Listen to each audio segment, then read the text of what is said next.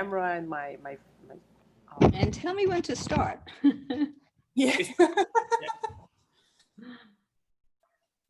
Oh, where to start? Ready to start? Okay.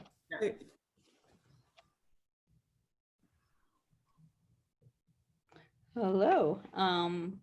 Boa tarde, bom dia, buenas tardes, hola, and hi. No falo portugués. Que lástima, pero es posible para mí más o menos hablar en español por 2 minutos, entonces en inglés. Me llamo Cheryl Lehman y ahora yo estoy en los Estados Unidos, en Nueva York, y profesora Jane Andrew está en Australia y ahora es Mercules para ella. Estoy encantada de presentar profesora Jane Andrew por segunda día de la conferencia y ahora necesita hablar in English, por favor. So for those of you who are English speaking, I basically indicated that I'm in New York, and for our keynote speaker, Jane Andrew, is in Australia, and for her, it's already Wednesday. So I'd like to make sure that you don't forget to use the Q&A feature at the bottom of your screen for discussion after Dr. Andrews' keynote, which will be about a half an hour. You already have in your program a short bio that Jane Andrew is Associate Professor of Accounting at the University of Sydney Business School, holding a PhD from the University of Wollongong. And she's a member of CPA Australia, the Sydney Institute of Criminology, and the Global Imprisonment Observatory, writing extensively on public accountability, climate change, immigration detention, prison privatization, and whistleblowing. It's clear that Jane's work enhances our understanding of accounting's impact on voices that are underrepresented, paralleling so much of the QRC conference discussion that we have been having throughout the conference. That passion, humanity, as well as critical reflection should inform our work, South, North, and globally. Jane's work is a continued source of inspiration. I personally have referred many, many times to her insights, which are groundbreaking in speaking truth to power. And her presentation today, Not Really Accounting, continues this tradition of provocations and challenging accountability. Thank you, Jane. Well, thanks, Cheryl, for that incredibly generous introduction and for demonstrating your prowess across multiple languages. I can't do the same, unfortunately. But I'd like to begin my presentation by acknowledging the traditional owners of the land upon which I sit as I meet with you today. I'd like to pay my respects to elders past, present, and emerging. This land is Aboriginal land. It always was, and it always will be. I'd also really like to thank the organisers for all of the incredible energy and the commitment that you have shown to the critical and qualitative research community in Latin America. Offline, just before we started, opening this up to the rest of you, there was a discussion about some of the presentations that I had missed last night while I was sleeping. And the work sounds absolutely incredible. So I know Christine, Eve, and I, and many of us are hugely encouraged by the richness of the work that's emerging as a result. So I look forward to watching some of that on film at a later date. So in organising myself for this keynote presentation, I was struck by a few things that are really wonderful about doing this virtually, but also incredibly odd. So for me personally, the forced move to kind of online conferencing has made it possible for me to participate in a range of things that as a sole parent in the past have been really incredibly difficult for me to be involved in, just because of the pure logistics. I'm sure that resonates with lots of sort of parents and carers, but particularly women who do so much of the sort of unseen, unpaid domestic and carer labour. So, you know, in the past, I think many of us have felt as though we've been excluded from the opportunities that kind of emerge from international conferencing.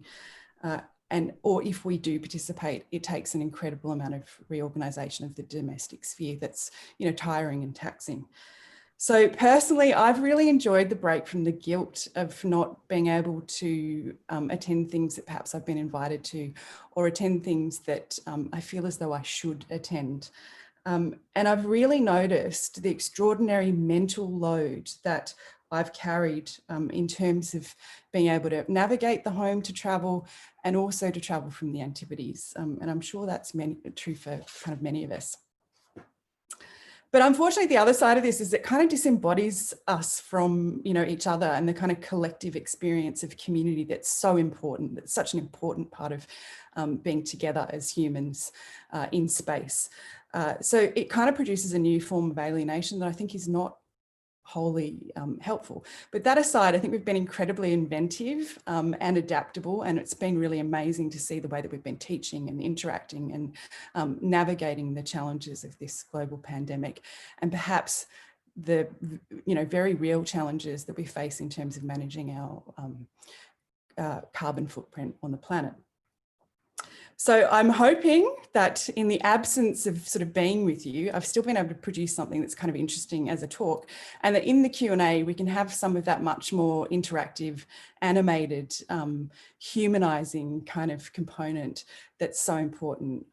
So let's get there in a minute. So let me orient you to this actual talk. So can we go to the next slide, please, guys? Okay, cool. So I'd like to talk to you about a project that I've been working on for about 20 years, really, since I finished my PhD. And in talking about that project, I want to talk about some of the choices that I've made as a qualitative researcher, trying to work in kind of opaque spaces, but also some of the choices that I've tried to make in terms of using the position of privilege that I have as a researcher and making a contribution to the community around me more directly. So much of my experience personally has been accidental, hugely experimental. It's been littered with failures and disappointments, but it's also really rich with opportunities that have been unexpected, valuable insights, and incredible relationships. So, you know, as sort of Cheryl mentioned in the introduction, as a researcher, I'm primarily interested really in the role of accounting information in the production of public policy, and specifically policies that relate to the delivery of human services to vulnerable people. Citizens being an example, people with disabilities, forced migrants, and people in prison. So within this wider frame, I'm actually specifically interested in how accounting information informs government decisions to or not to privatise the delivery of human services to either non-government organisations or to for-profit multinational firms. So for the most part, you know, we all know this, privatisation has been justified on the grounds that it will, you know, improve public accountability, that there'll be incredible cost savings, and that the performance of these privatised, marketised human services will improve. And they're all claims that have been kind of emboldened by the kind of accounting information that's produced within the policy-making process. So that's really where a lot of my work is kind of anchored. And so while those wider claims around, you know, costs and performance and accountability resonate with the wider public as kind of uncontroversially desirable, this framing of kind of what matters takes place within the wider set of economic and political dynamics of neoliberalism, in which the state increasingly acts as a manager for markets in order to secure the interests of capital. Can we go to the next slide?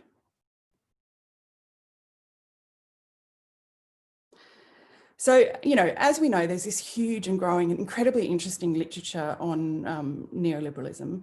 But for me personally, I've been really drawn to the work of critical geographers such as Jamie Peck, Nick Theodore, Neil Brenner, and David Harvey, and political economists, you know. And recently I've been reading the work of Alfredo Said Filho, who I'm sure many of you actually know because he's originally from Brazil and he writes extensively on neoliberalism in Latin America. And he's just published an article in Critical Sociology where he looks at the relationship between COVID and the sort of, you know, the left's claims to the end of neoliberalism, the next, you know, set of claims around the end of neoliberalism. And he reminds us not to be too distracted by the temporary reconstitution of the welfare state, because he says that the handouts to capital have been staggering in comparison, as has pandemic-driven wealth of billionaires such as Bezos. But he also says that the crisis, and if we go to the next slide, it's got this quote on it, has exposed the fact that radical neoliberal administrations are not able to perform the most basic functions of governance to protect lives and livelihoods. And more importantly, its weaknesses can no longer be obscured. Oops. Can we go to the next slide? So based on this wider set of literatures, I understand neoliberalism to be both a kind of body of ideas, theories and ideologies, and also a set of practices that are connected, but are far from uniform, linear, or self-revealing. And by this, I mean that neoliberalism shares sort of identifiable conceptual commitments to market-led regulatory reforms that are always somewhat kind of incomplete, and they materialize in conjunction with already existing practices, producing unique and emergent forms of neoliberal restructuring. The work of these political economists and critical geographers encourages researchers to engage in multi-scalar projects to allow for a much closer exploration of both a structurally oriented and heavily contextualized account of neoliberalism. And this really informs my work, and it's very much, you know, has had such a strong impact on my efforts to offer really contextually embedded accounts of the experiences of people working within privatized human services, where the local and the global of neoliberal restructuring intersect and are animated within these services. So in pursuing these wider research interests, a lot of my work is focused on the privatisation of correctional services and the neoliberalisation of incarceration. And given the state's power to remove someone's liberty is like an absolutely extraordinary power, the case presents a really interesting and extreme example of what Michael Sandel has called the marketisation of moral and civil goods and services. And it's a market that needs to be continually created institutionally and reinforced locally. So for potential market participants, governments need to shape these services in a way that makes them kind of attractive so that organisations are willing to bid for the contracts. And for the community, the contracting of these services needs to be made attractive so that taxpayers feel as though they're justifiable. And over the years, I've really tried to research the role of accounting in both of these activities. And I've tried to highlight the importance of accounting as a means through which neoliberal ideas have been normalised and thereby able to reshape political subjectivities in ways that make these markets appear a normal extension of good governance. But in this particular talk, I really want to try to focus on what our empirical material has been telling us about the cost claims within policymaking circles around privatising these services. And so while my empirical work, if we just go to the next slide, is located very much, you know, closer to home, although probably not so close to home given the size of Australia, I did do a little bit of light reading on the shape of the sector in Latin America. And what I was really, I mean, I guess not shocked by, but it was interesting to discover is that apart from kind of the scale and perhaps some of the, you know, gang-related criminality, the trends are very similar. They're really mirrored actually here and in Latin America and in other regions that have, increasing numbers of people in jail, but also a move towards privatisation of these services. So in Brazil, there's currently 750,000 people in prison. And that's projected to grow to 1.9 million by 2030. And there's 22 privately provided prisons across the country. And this creates like a huge policy dilemma for governments and really substantial, burden for taxpayers to fund a service that can accommodate that many people. So in turning to private providers, these private prisons take basically the best prisoners and they offer them employment opportunities, which in effect turns them into extraordinarily cheap labour, creating opportunities for profiteering that would not normally be possible without this complex architecture of inequality, racism, criminality, and incarceration. And I could go on, but I really want to make 2 points. First, that while the scale might be different in different jurisdictions, the trends in Brazil are mirrored across the world and are almost identical to those that we're experiencing in Australia. And both regions have rising numbers of people in prison. Most are Black, young and male.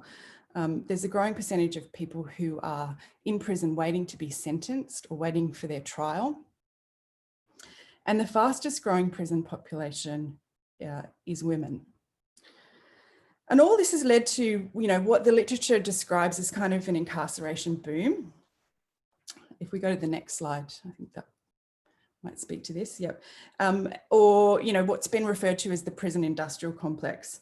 And that kind of denotes this overlapping interests of governments and industry that use forms of surveillance or policing or incarceration to deal with the inequalities produced within capitalism.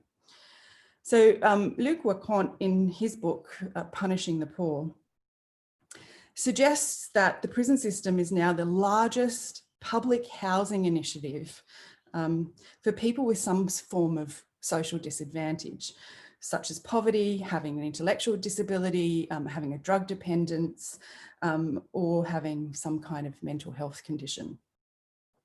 And his work emphasises the intersection of race and class, suggesting the incarceration of Indigenous people and people of colour in our prisons requires a kind of hyper-criminalisation in order to be able to warehouse people who are deemed to not be useful in the economy. These people would otherwise have been idle and can now be put to work at a fraction of what would normally cost in an open labour market to support the accumulation of surpluses elsewhere in the economy.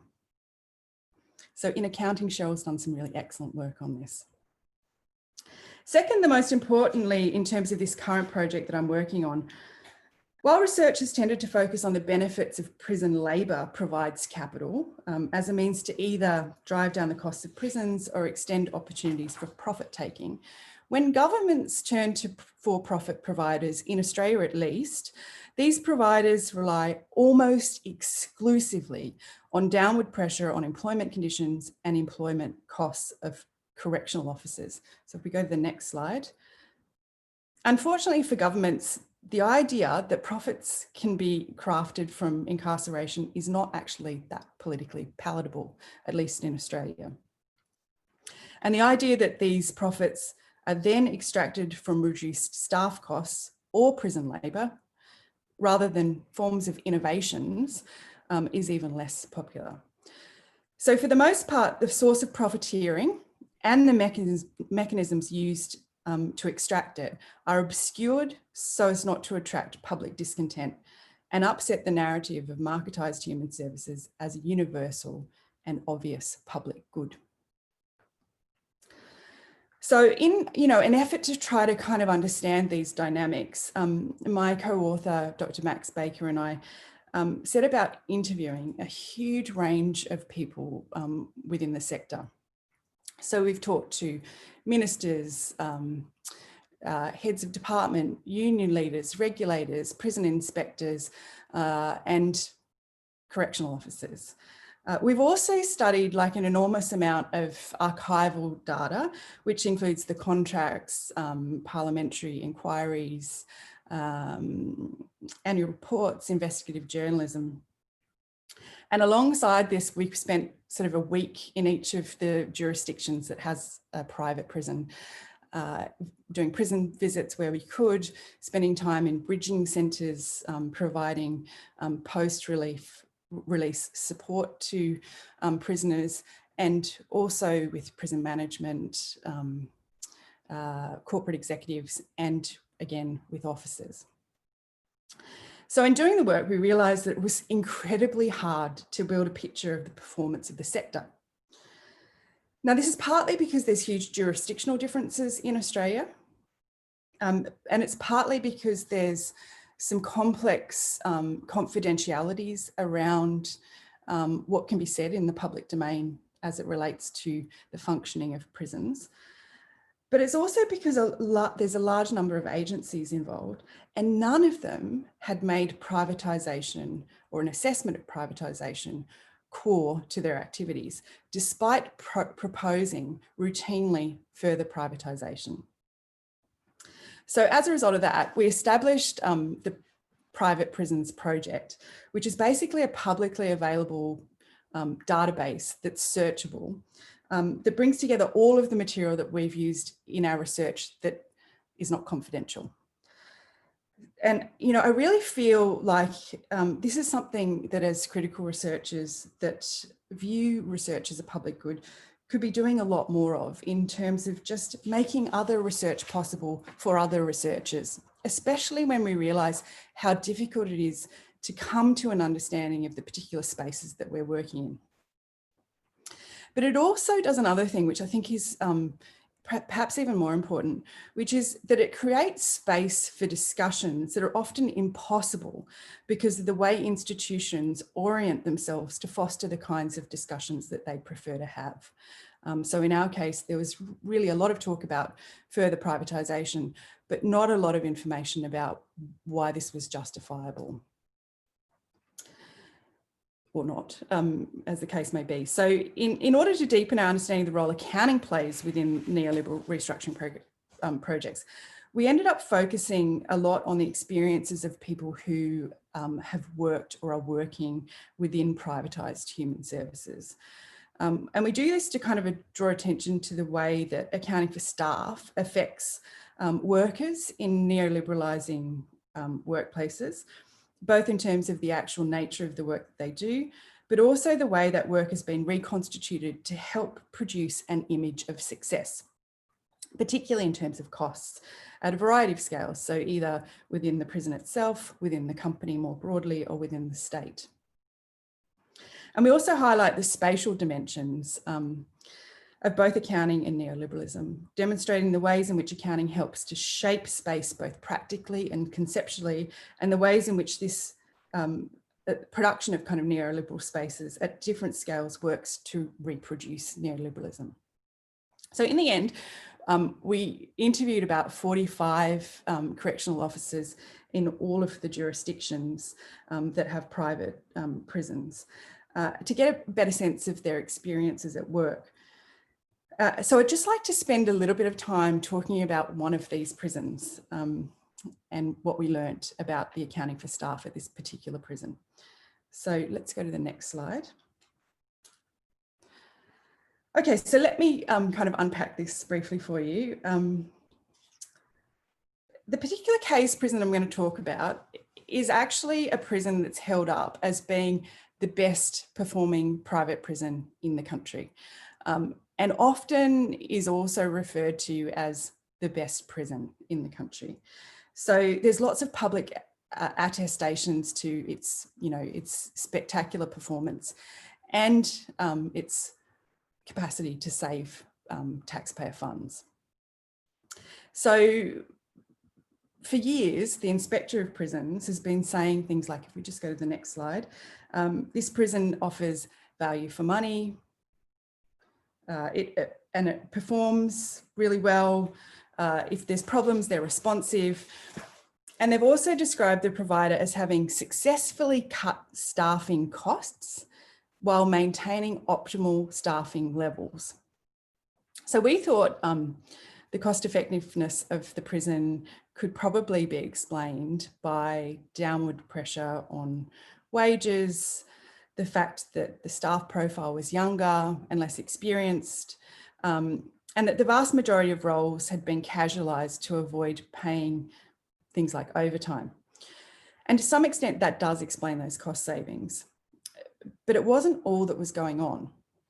So our interviewees actually revealed a picture of chronic understaffing that appeared to be really occluded very, very effectively because of the way that the contractor accounted for staffing levels within the prison. So when we talked to prison officers about the inspectors' claims that, you know, they just saved money and they had optimal staffing levels, they told us in unequivocal terms that staffing levels were problematic, and it was one of the things that was most contentious within the prison. Every person we interviewed indicated real concerns about the number of staff, their skill level, and telling us over and over again that they never had enough staff and that had put them under extraordinary pressure. The conditions they described were really quite astonishing. It had become kind of normal within this prison to supervise 300 prisoners with only 2 correctional officers whilst they were undertaking, you know, recreation on an oval, for instance. And officers or our interviewees told us that it was absolutely impossible to see assaults and drug trades and intimidatory interactions. And it meant that a significant amount of dysfunction within the prison went unreported. Staff were often left alone with prisoners. So we heard stories of, you know, people being left alone with 45 prisoners at mealtime, and they'd all be congregating around them, and, you know, even occasionally accidentally being locked into those spaces. And they really felt as though there was nothing that they could have done if something had gone wrong.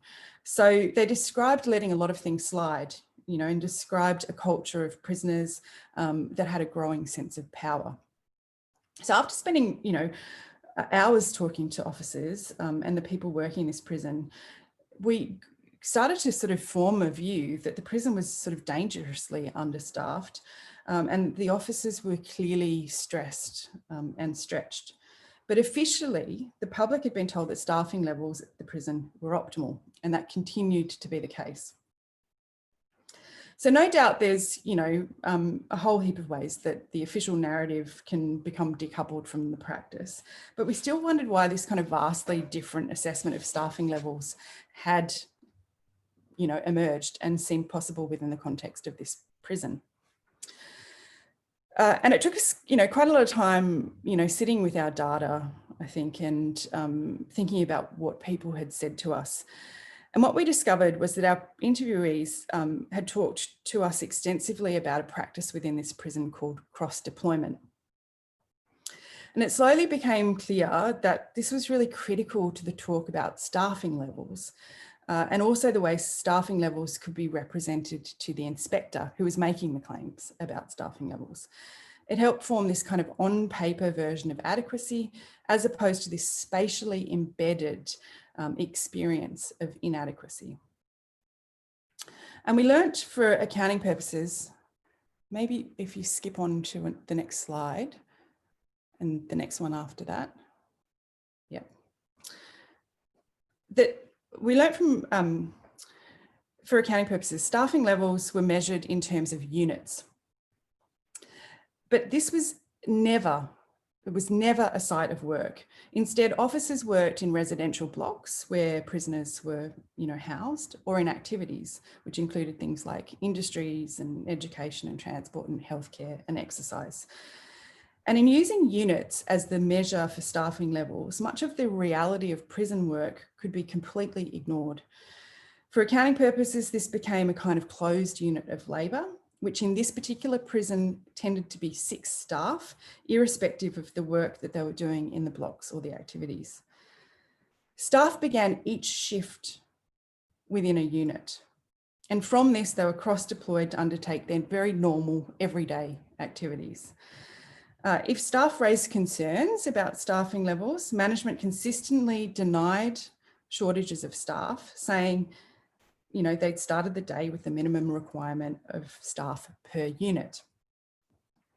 But yeah, okay, that might have been where they started the day, but then officers would be cross-deployed to industries, to horticulture, to the infirmary. And as the day progressed, there was less and less staff.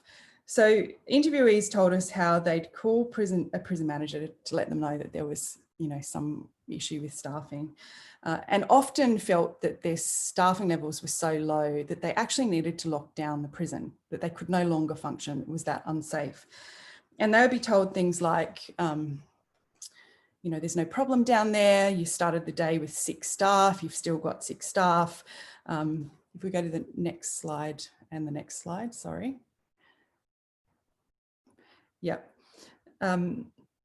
And then the officers might push back and say, yeah, no, actually, we don't have 6 staff, you know, available to us. And they would hear routinely, you do, that you had 6 officers and a full unit. So there was no reason to complain. And, you know, actually, no, they didn't.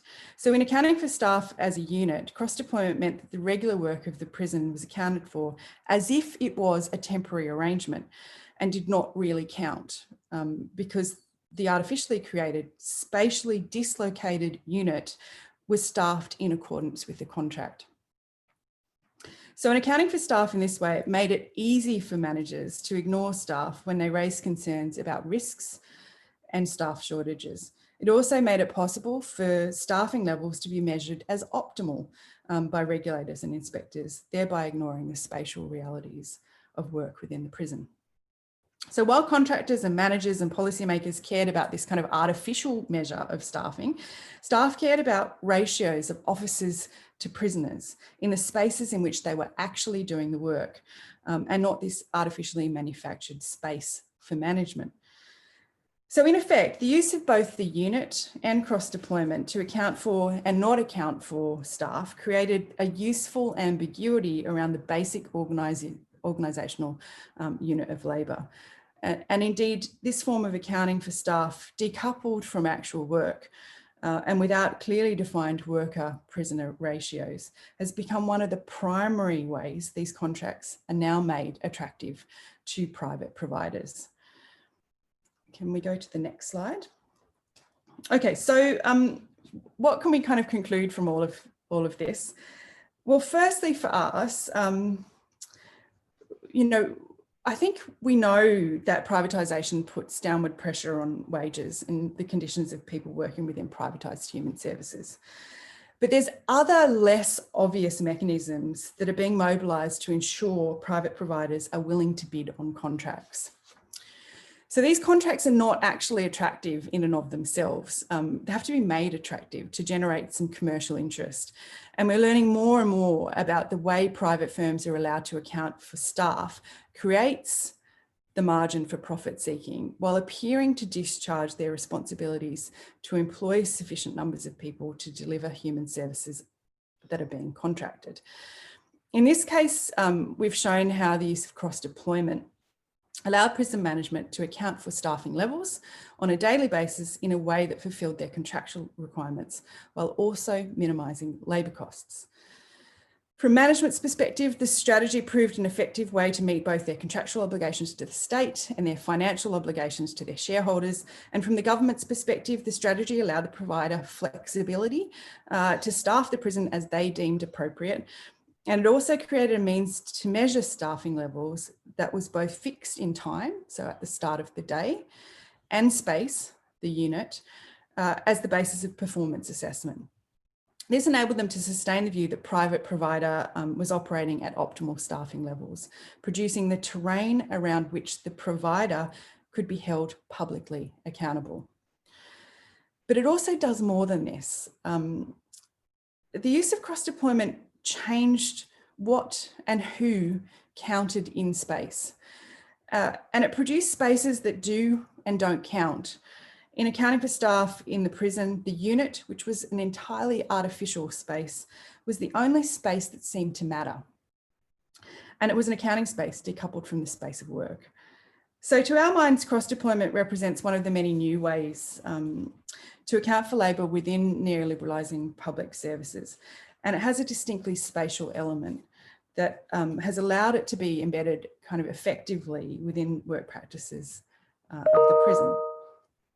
So when coupled together with the other pressures that we know about, that we've, sort of over the years have a very strong body of research that suggests that, downward pressure on pay and so on, it's increasingly clear that the extraction of profit from the provision of services to vulnerable people is not as a result of innovations, which is still continues to be kind of the public discourse around the policy initiatives to privatise, but is instead extracted from the people we rely on to deliver these services.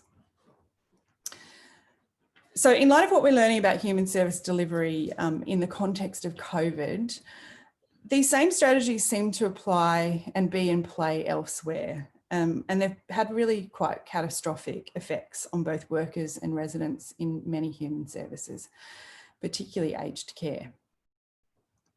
And in these privatised workplaces, with the additional burden of potential or real ill health, staff have struggled to provide the level of care required to keep people well and safe, despite claims they operate within optimal levels of staffing. So returning to sort of Sade Philo for a second, these new forms of accounting for staff have helped hide our hollowed out collective institutions as if the delivery of human services has no humans in it. And we, as critical scholars in accounting, can at the very least insist that the human experience within human services is made central as we rebuild our post-COVID communities. So thank you.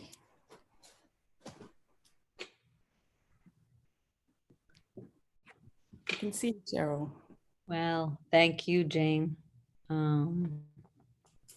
Human services being run without really attending to the caring of humans. We have a couple of questions. Are you ready? Take a deep breath. Yeah, I am. Well, one question that would be useful for the variety of people attending here is, there is this relationship between neoliberalism, public services, and the pandemic, and you did indicate that early on in the paper, and you returned to that afterwards. So this is a tough one, but important. What advice would you give if doctoral students were interested in looking at these relationships? Yeah, I think, thanks for asking that question. I think it's a really important one. And I've been thinking about it. This is not from me. This is Eve.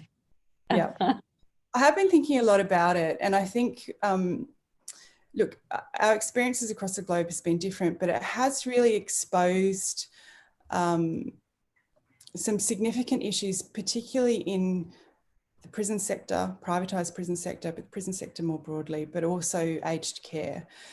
And I think one of the things that has happened as a result of privatising or marketising sort of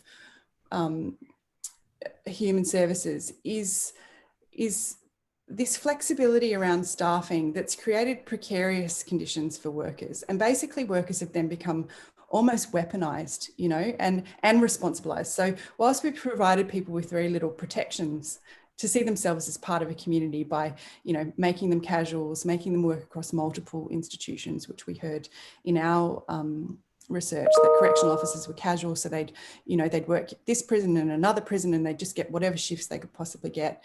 The same thing in aged care, disability care.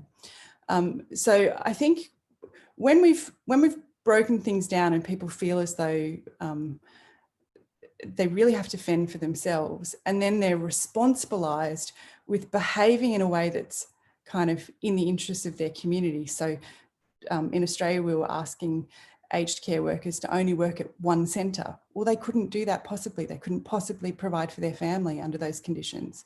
But they were still being kind of expected to think like community in the context of being individualised.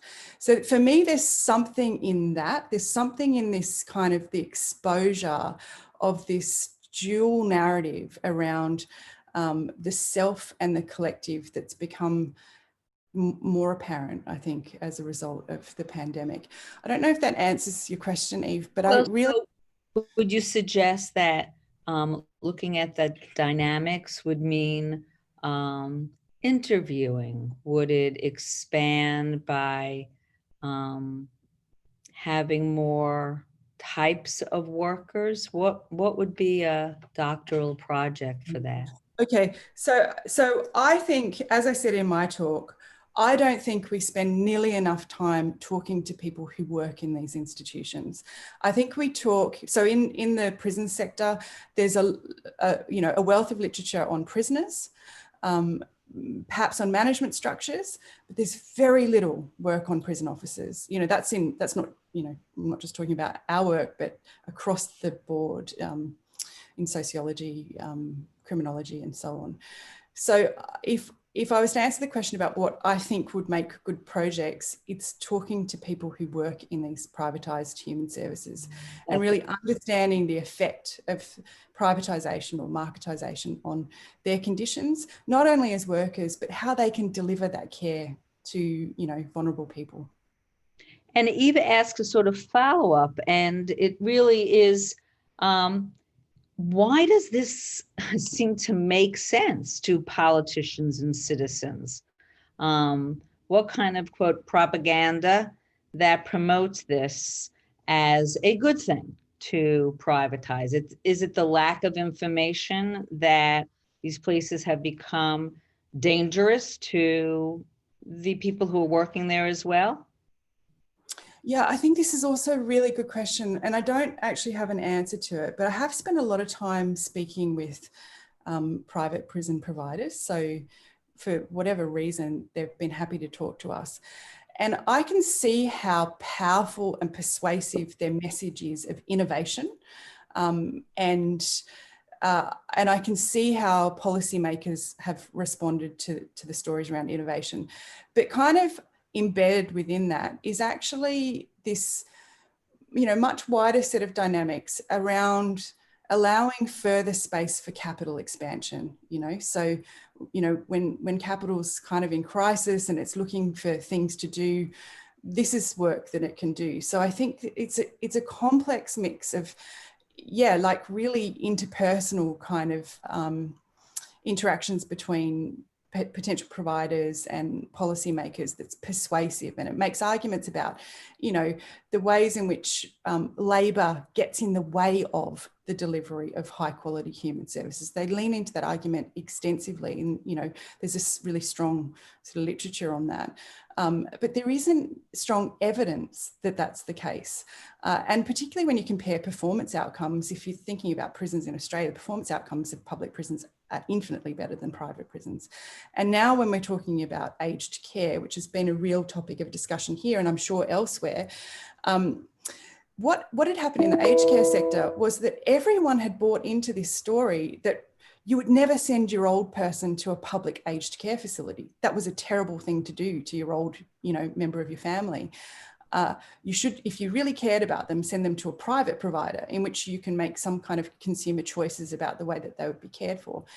And actually, there were no issues as a result of COVID in our publicly provided aged care homes because people were trained, there was appropriate staffing levels, the state stepped in and provided personal protective equipment, but the contractors absolutely refused to spend any additional money on personal protective equipment because it wasn't in their contract.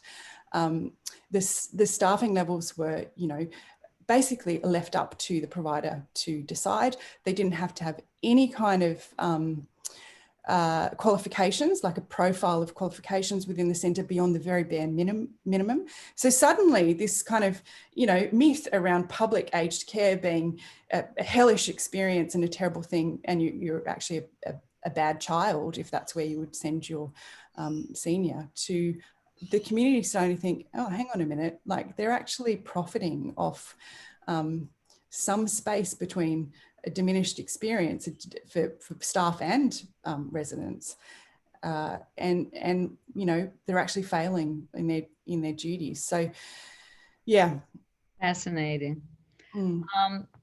Everyone is also saying, I should note, that it's a marvelous and fantastic presentation. So we will thank you. That needs to be said. Paulo Omero asks, is depolitization useful in discussing this? Maybe in austerity measures, it's a matter of technical choices, not political ones. Yep. So I think that's absolutely right in terms of the way that it's presented, to us as a community, that this is, just a sort of natural outcome of, a series of rational choices, and we select the best way to do this.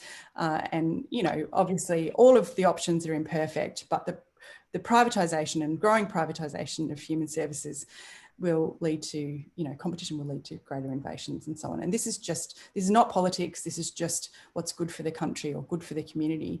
But, we all know as critical accounting scholars how political accounting information is. And so some of the work that we've done is to look at that technical claim around, value for money or, cost reductions, and expose the flaws in that argument, to expose all of the politics in those numbers. But,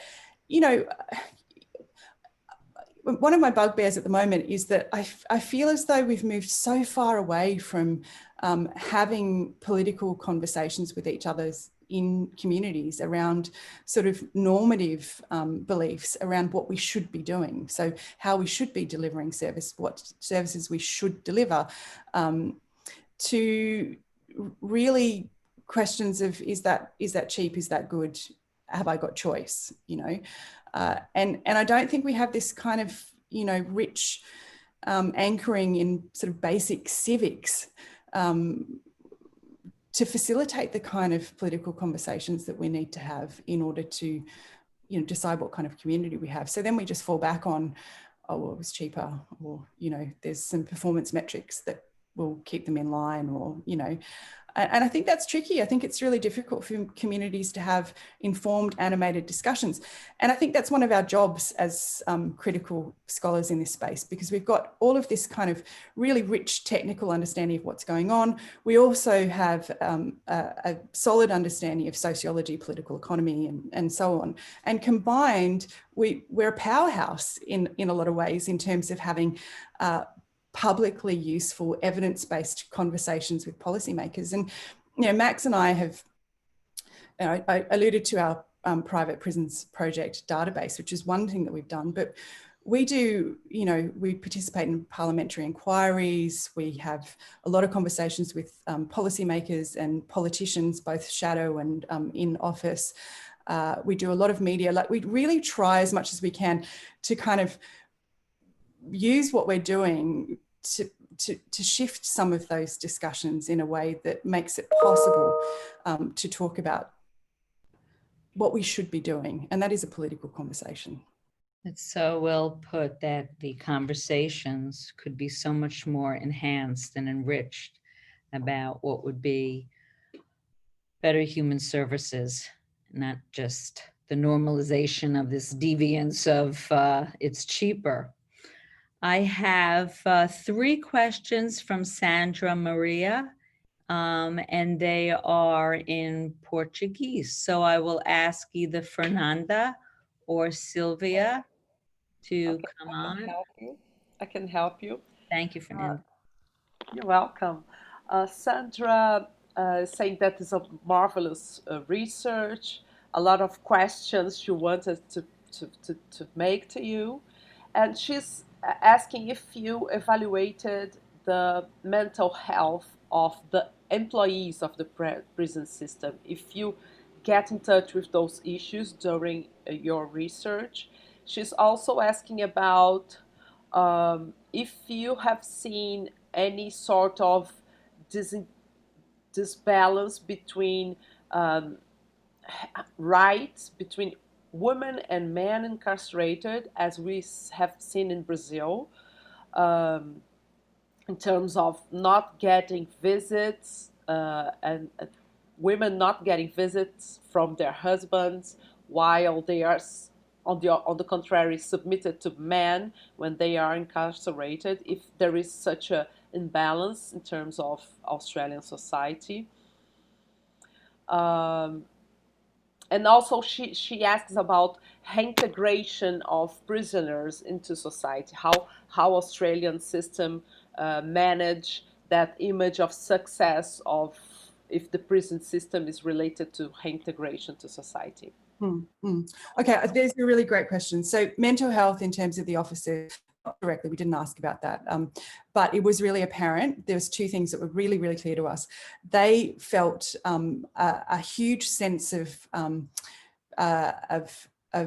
professionalism and commitment to the service that they provided. So prison officers are unfortunately people who are almost as alienated from public conversations as prisoners, you know, so they don't get any of the kind of currency that we might have for nurses and teachers as public servants. And that irritated them, but they were hugely proud of what they do. So that's one thing. But they also were stretched and stressed. There was no doubt about that. So if they're indicators of mental health issues, yeah, I think, you know, absolutely they were there. They felt their workplace was unsafe. That's never going to lead to, you know, positive mental health outcomes. So that's one thing. In terms of women and men, actually our work has not focused on prisoners. So the experience of prisoners, that's one set of sort of stakeholders in this that we haven't talked to, and largely because it's incredibly difficult just to get the ethics clearances in place. It was tricky enough to get ethics clearance to talk to officers so that they didn't say things that were, you know, that would make it illegal for them to say it based on kind of the legislation around it. So I don't know the answer to that.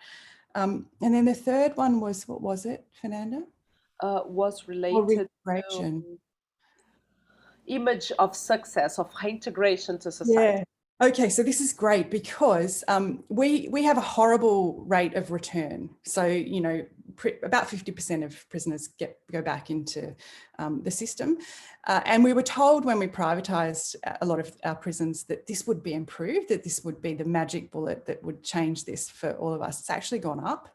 So that experiment with privatisation and that kind of as a driver of policy reform has been completely debunked, but we're still privatising. And I think that goes back to Eve's question about why is that? And I think it's because there's this very close relationship now between, you know, there's other things about, you know, how the state funds and how they can get certain obligations off their books. And there's a complex story around what makes privatisation attractive. But I think there is this very close relationship between the providers making very strong claims that they don't have evidence for, but are persuasive in the context of short-term policy making. So one thing that has happened is there's been this really concerted effort to reduce the rate of return, and it's entirely focused on private contractors in Australia. There is really no focus on the public system. And I think it's as a means to try to improve its image, you know, so to facilitate and foster kind of the conditions for further privatisation, because it is stark that there's no conversations about public recidivism rates, but new things like social benefit bonds being mobilised in these very innovative spaces of privatisation as a means to really highlight their potential successes. And we know, you know, social innovation impact bonds are, you know, hugely problematic in the way that they're constructed anyway. So, okay. There is another question from Sandra in Portuguese that I'm going to plug here. She's asking about the overflow, the overcrowded system, if there is such a thing in Australia, and or if it has any different. Have you compared any results with Brazil in this terms?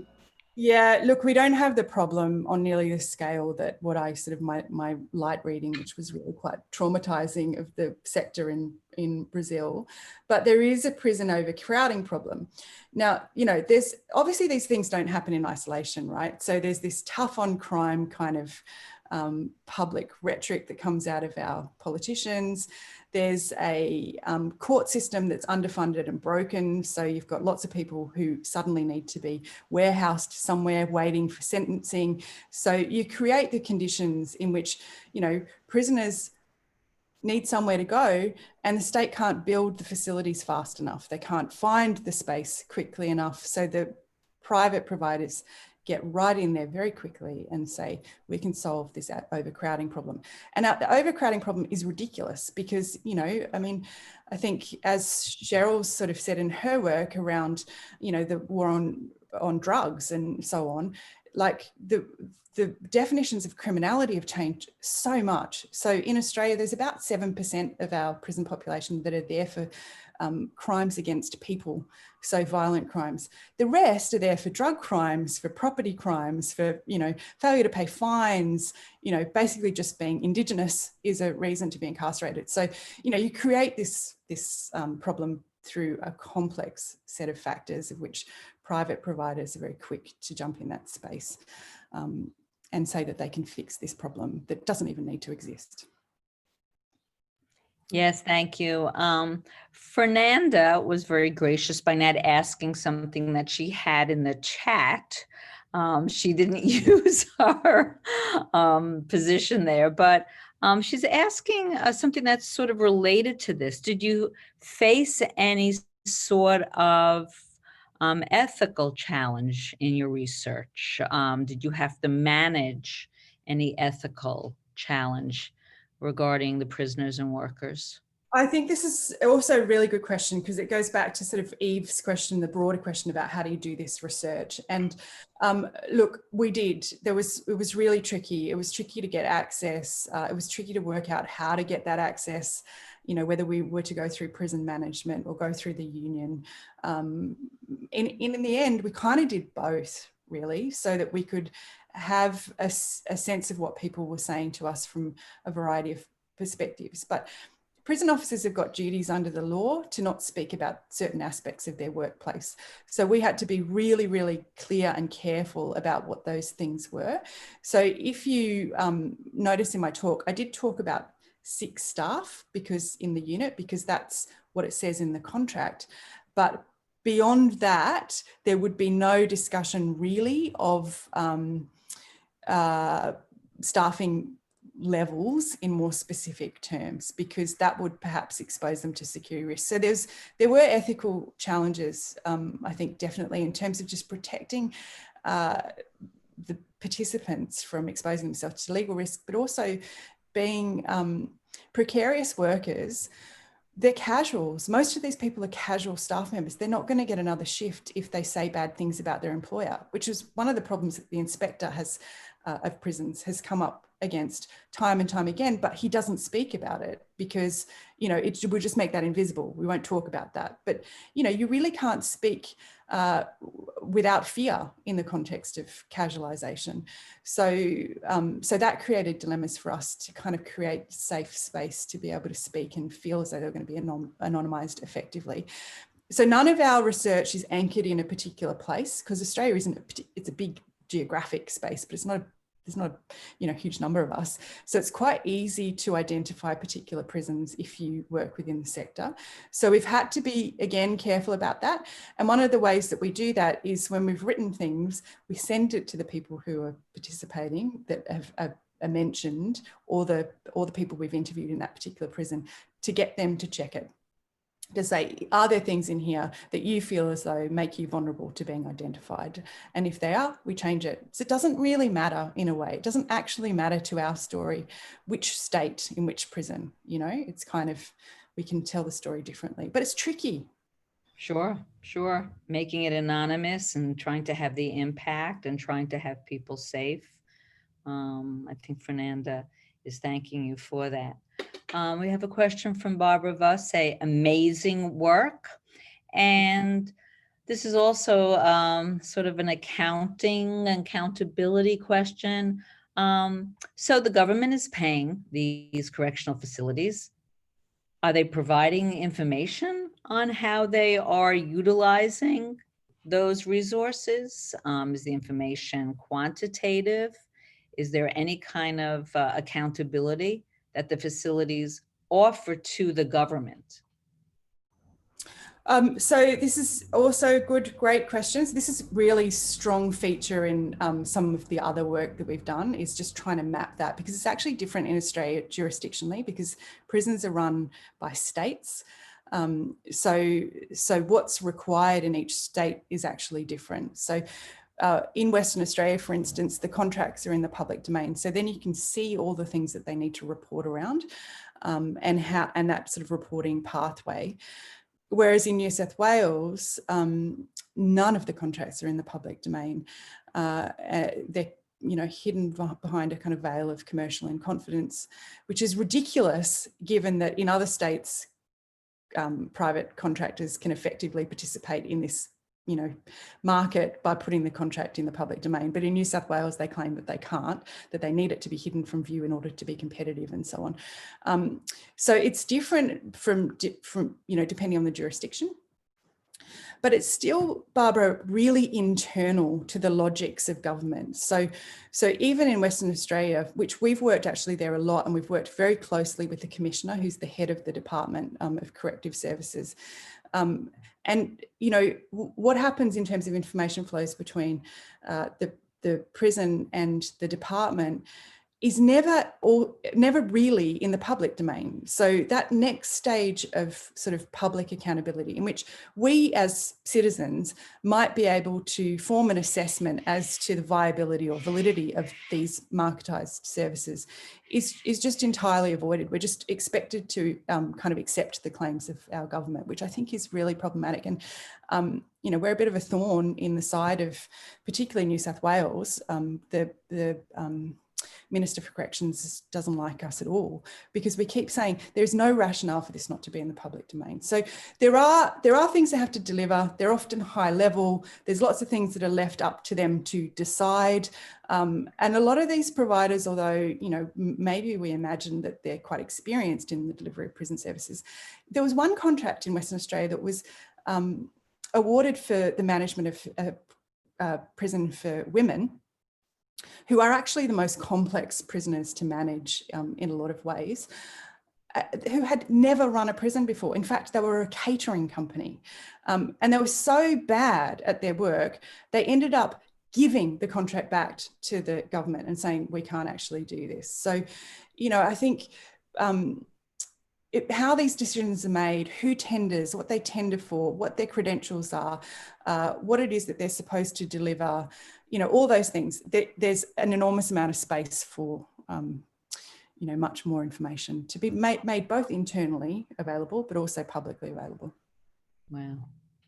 I'm going to combine 3 questions here. One from Danny Garcia KAS, who's asking about the power relationship between accounting, managerial staff, and the guards. He says, and I understand this, I just can't get the Shawshank Redemption out of my mind. It's very powerful. And JP asks, he says, many thanks. His question is in the direction of dehumanization. So this does go back to what Danny is saying.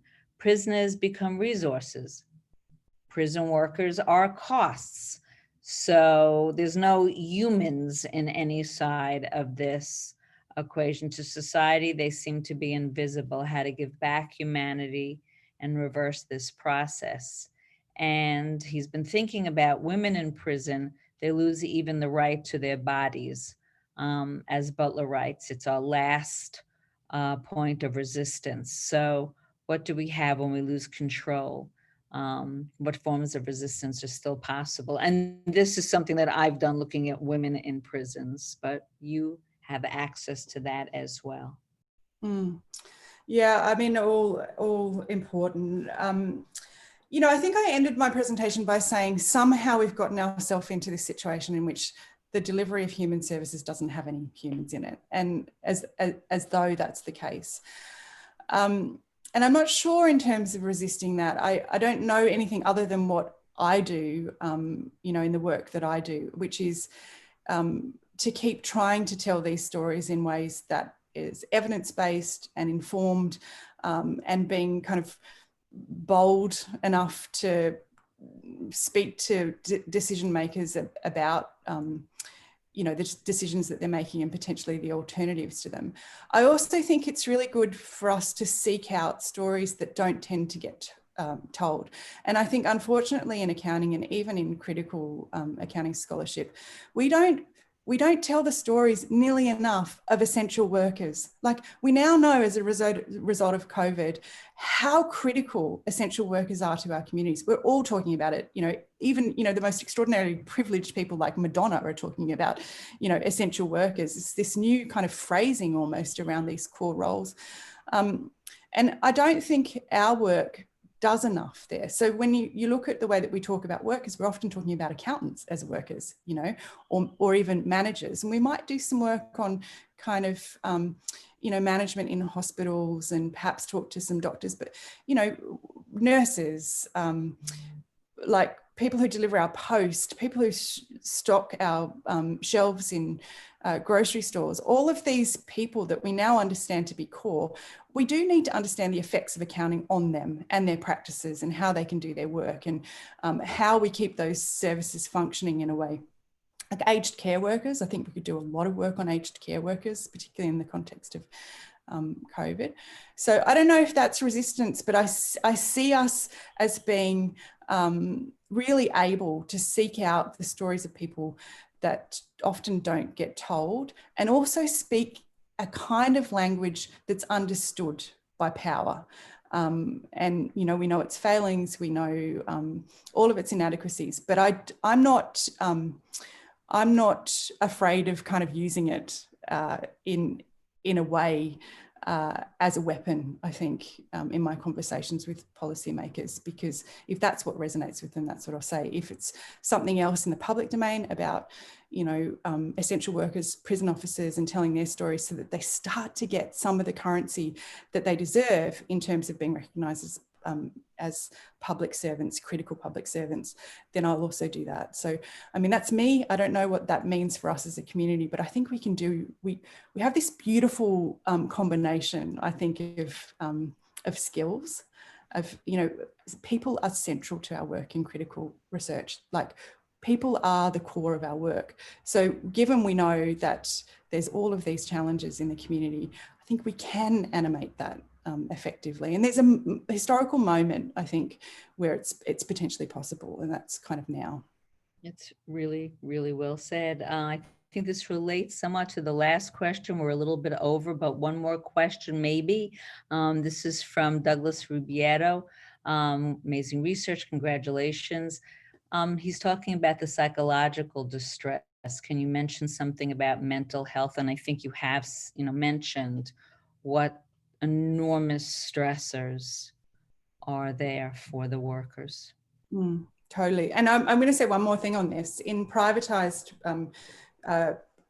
corrective services, staff are frightened to take leave, like medical leave, and they don't want to, because they'll either be not given another shift, or ostracized in a variety of ways. So there are issues, and there are also issues that are intensified in that environment that mean that people can't actually take the health kind of leave and care that's needed to deal with working in what is a really extraordinarily high pressure, often very violent, complex environment. Yeah. Absolutely. Well, thank you so much. It was provocative, it was humane, it was passionate, as all your work is, and as are the aims of the conference. So we thank you very much, and good night to everyone. Yeah, good night. Thank you all for having me. Until tomorrow. Yeah, good night, everyone. Good night. Thank you, Jane. Thank you No for the problem. fantastic words and keynote. Thank Okay, you. good. Tomorrow we'll start early with another keynote from Professor Carlos Larrinaga, and then a panel on the colonial feminism that Professor Sylvia is organizing for us, and a full agenda tomorrow. And Thursday. If you want to join us, I can send you the links for the sessions, and you try to match activities, okay? Thank you. Thank you for being here with us. Gracias todos. Thank you. Thank you, everyone.